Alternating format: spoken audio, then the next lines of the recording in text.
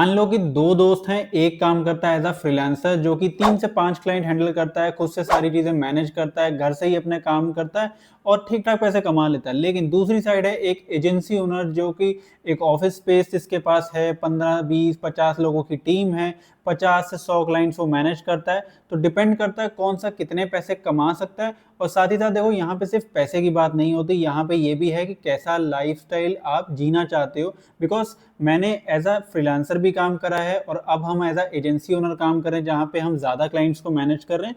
तो दोनों side of the story मैं आपको एकदम डिटेल में बता सकता हूँ। तो बिना किसी देरी के यार शुरू करते हैं।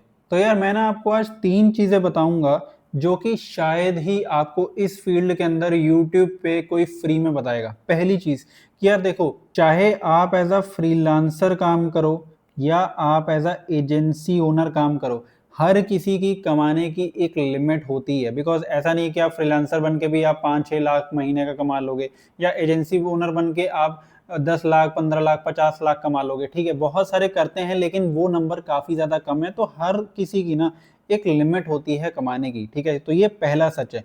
दूसरी जो चीज है ना वो ये है कि जो भी फ्रीलांसर्स है ना, ठीक है, वो एक पॉइंट ऑफ टाइम के बाद, ठीक है, वो as a agency owner convert हो जाते हैं। मैं भी ऐसे ही हुआ था। ठीक है, मैंने भी स्टार्ट किया था जब अपना, तो मैं भी एज अ फ्रीलांसर D2C में काम कर रहा था। लेकिन उसके बाद जब हमारे पास क्लाइंट्स ज्यादा आने लग गए मेरे पास, ठीक है, तो हम यहाँ पे एज अ एजेंसी कन्वर्ट हो गए। और तीसरी जो चीज है वो ये है कि भाई ये चीज मैं आपको वीडियो के एंड में बताऊंगा। ये भी ऐसा सच है जो कि बहुत लोग यूट्यूब पे नहीं बताते। तो अगर आप एज अ फ्रीलांसर काम करते हो, ठीक है, अगर आप एज अ फ्रीलांसर काम करते हो तो यहाँ पे अगर आप मान लो कि 3 से लेके 5 क्लाइंट 6 क्लाइंट तक आप हैंडल करते हो और यहाँ पे एवरेज जो आपकी क्लाइंट की जो है जो आप चार्ज करते हो वो है 15 से लेके मान लो कि 40,000 रुपए महीने का।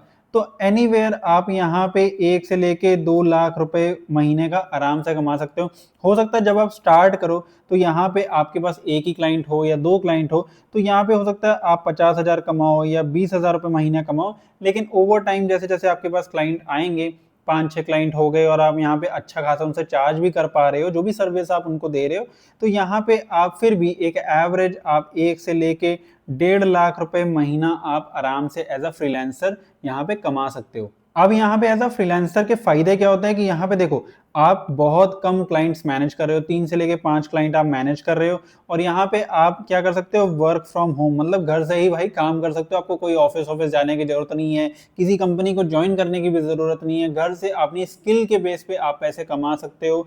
ठीक है, और यहाँ पे जो क्लाइंट है उनको आप सर्विस दे रहे हो बेसिकली।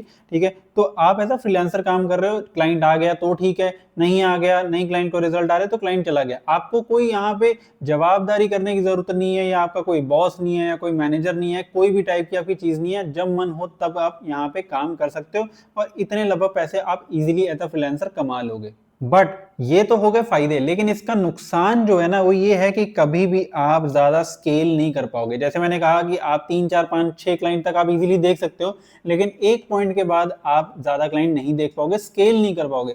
तो एज अ फ्रीलांसर ये ड्रॉबैक होता है कि भाई आप स्केल नहीं कर पाओगे, बिकॉज आप ज्यादा सर्विसेज नहीं दे पाओगे, ज्यादा क्लाइंट्स मैनेज नहीं कर पाओगे। तो आपकी जो इनकम है ना वो भी लिमिटेड रहेगी। आपको यहाँ पे फायदे तो मिलेंगे लेकिन इसके साथ साथ कुछ नुकसान भी हैं। ठीक है, तो ये है इसका सबसे बड़ा नुकसान कि भाई स्केल नहीं कर पाओगे।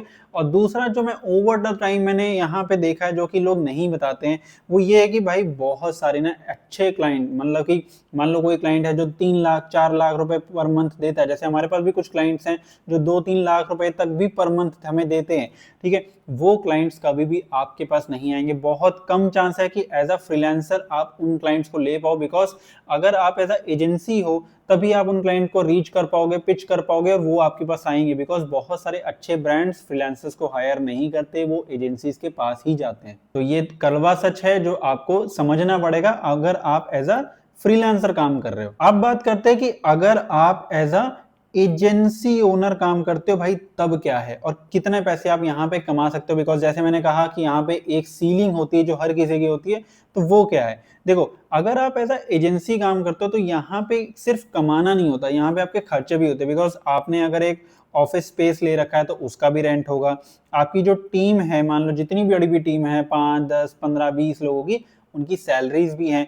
उसके बाद आपके जो टूल्स होंगे, जो ओवरहेड एक्सपेंसेस होते हैं वो भी होते हैं, जो मिसलेनियस के अंदर आ जाते हैं, ठीक है।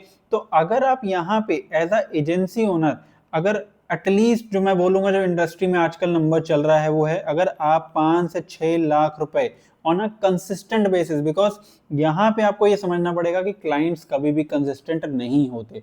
हो सकता है आज आपके पास 5 क्लाइंट हैं या 10 क्लाइंट हैं, हो सकता है अगले मंथ आपके पास 5 क्लाइंट रह जाए, 3 क्लाइंट रह जाए। तो क्लाइंट का बिजनेस कभी भी कंसिस्टेंट नहीं होता। हो सकता है आज आपके पास 6 क्लाइंट हैं, कल आपके पास हो सकता है 3 क्लाइंट बचे, ठीक है। तो अगर आप ऑन अ कंसिस्टेंट बेसिस, अगर आप 5-6 लाख रुपए एटलीस्ट नहीं कमा रहे हो ना, क्योंकि आपको ऑफिस का रेंट भी देना है, टीम की सैलरी भी देनी है और भी खर्चे, तो आप यहाँ पे सर्वाइव एज अ एजेंसी नहीं कर पाओगे। आपको यहाँ पे लॉस होना स्टार्ट हो जाएगा, बिकॉज ये जो खर्चे हैं ना ये कंसिस्टेंट रहेंगे, ठीक है। तो यहाँ पे आपको क्या करना होता है एज अ एजेंसी ओनर, कि एटलीस्ट आपके पास जो क्लाइंटेल है ना वो अच्छा होना चाहिए। एटलीस्ट एक मिनिमम आपके पास 15 से 20 क्लाइंट तो एटलीस्ट होने चाहिए, ठीक है। उसके बाद यहाँ पे जो आपके क्लाइंट की जो आप फीस चार्ज कर रहे हो वो भी एज अ जो फ्रीलांसर है उससे ज्यादा होती है, बिकॉज फ्रीलांसर के तो कोई खर्चे नहीं है, उसको तो जितना मिल गया उतना बेस्ट है, ठीक है। लेकिन एजेंसी ओनर के तो खर्चे भी होते हैं। तो यहाँ पे आपकी जो फीस है ना वो कम से कम 40,000 से तो स्टार्ट होती है, और ये 1 लाख 2 लाख 3 लाख जितनी भी क्लाइंट की रिक्वायरमेंट है, सर्विस है, उस हिसाब से ये ऊपर जा सकती है, ठीक है। तो यहाँ पे आप कमा भी ज्यादा रहे हो क्लाइंट से, लेकिन आपके ऑब्वियसली खर्चे भी ज्यादा है। तो आपको एक मिनिमम जो है ना मंथली वो मेंटेन करके चलना पड़ता है, नहीं तो आप यहाँ पे लॉस के अंदर आने शुरू हो जाओगे। लेकिन इसका सबसे बड़ा फायदा जो होता है वो ये होता है कि भाई आप यहाँ पे स्केल कर सकते हो। अगर मान लो आपके पास 40 क्लाइंट हैं, 50 क्लाइंट हैं या 60 क्लाइंट हैं, आप कितने भी क्लाइंट उठा सकते हो, बिकॉज आप टीम को भी स्केल कर रहे हो।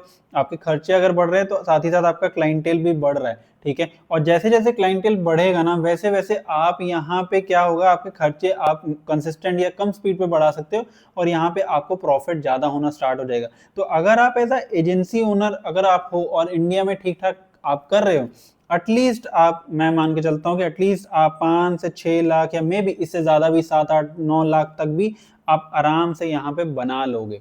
बट अगर आप ऑन द अदर साइड, अगर आप एज अ फ्रीलांसर हो भाई, आप 1-1.5 लाख या 2 लाख के ऊपर बहुत मुश्किल है कि आप जा पाओ। अगर चले भी जाते हो किसी मंथ पे, बट आप कंसिस्टेंट बेस पे वो चीज नहीं कर पाओगे अनटिल एंड अनलेस अगर आपके पास बहुत ही अच्छा क्लाइंटेल नहीं है, आप बहुत ज्यादा उनसे चार्ज नहीं कर पा रहे। तो ये होते हैं फायदे और नुकसान, और कितना कौन कमा सकता है, किसका लाइफस्टाइल कैसा होता है। तो ये आप पे डिपेंड करता है कि भाई आप एज अ फ्रीलांसर काम करना चाहते हो या एज अ एजेंसी ओनर काम करना चाहते हो।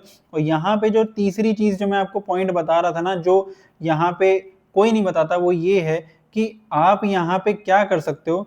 आप यहाँ पे एज अ फ्रीलांसर काम कर सकते हो, ठीक है, लेकिन आप इसको प्रोडक्टाइज कर सकते हो, ठीक है।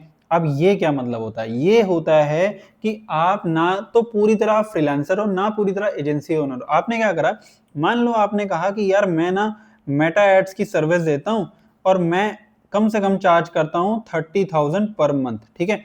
मेटा एड्स की सर्विस देता हूं, 30,000 चार्ज करता हूं, 4 से 5 क्लाइंट में यहाँ पे हैंडल करता हूं। तो एनीवेयर यहाँ पे मैं 1-1.5 लाख के आसपास मैंने कमाया है। लेकिन अगर मान लो आपके पास गूगल एड्स का क्लाइंट आ जाता है या एसईओ का क्लाइंट आ जाता है, तो आप क्या करते हो, आप ये एसईओ का क्लाइंट है या गूगल एड्स का क्लाइंट है, ये आप किसी एजेंसी को दे देते हो, ठीक है, जो कि मैनेज करती है आपके लेवल पे, आपके बिहाफ पे। और इसको ही हम कहते हैं वाइट लेबलिंग। मतलब अगर कोई एडिशनल सर्विस आएगी तो आप एजेंसी को दे दोगे, बट जो आप खुद से मैनेज करना चाहते हो या कर सकते हो वो आप खुद अपने लेवल पे करते हो। तो यहाँ पे क्या है कि आप ये पैसे तो आप कमा ही रहे हो, ठीक है, ये तो आपने कमाई, लेकिन जो एजेंसी को जो क्लाइंट ने पैसे दिए उसमें से भी आपने अपने परसेंटेज या कट रख लिया, तो यहाँ से भी आपने एडिशनल इनकम बना ली। तो आप क्या है, बीच में काम कर रहे हो, जहां पे अगर जरूरत पड़ी तो आप स्केल भी कर पा रहे हो धीरे धीरे छोटे क्लाइंट्स के साथ, और अगर आप नहीं करना है तो आप खुद से अपने थोड़े बहुत क्लाइंट्स आप मैनेज करके चल रहे हो। तो अगर आप परफॉर्मेंस मार्केटिंग D2C पूरा एकदम डिटेल में सीखना चाहते हो, कैसे क्लाइंट्स लाएं, कैसे पैसे कमाएं, इस स्किल से कैसे पैसे बनते हैं, स्किल कैसे सीखें, तो सारी चीजें मैंने एकदम डिटेल में बता रखी हैं। और यहाँ पे नीचे जो स्क्रीन में नंबर आ रहा है व्हाट्सएप का, आप वहां पे जाके मैसेज कर सकते हो और ज्वाइन कर सकते हो आप परफॉर्मेंस मार्केटिंग कोर्स। तो आई होप वीडियो पसंद आएगी, तो वीडियो पसंद आई तो वीडियो को लाइक कर देना, कोई भी डाउट हो तो नीचे कमेंट में पूछ लेना। तो चलो बाय।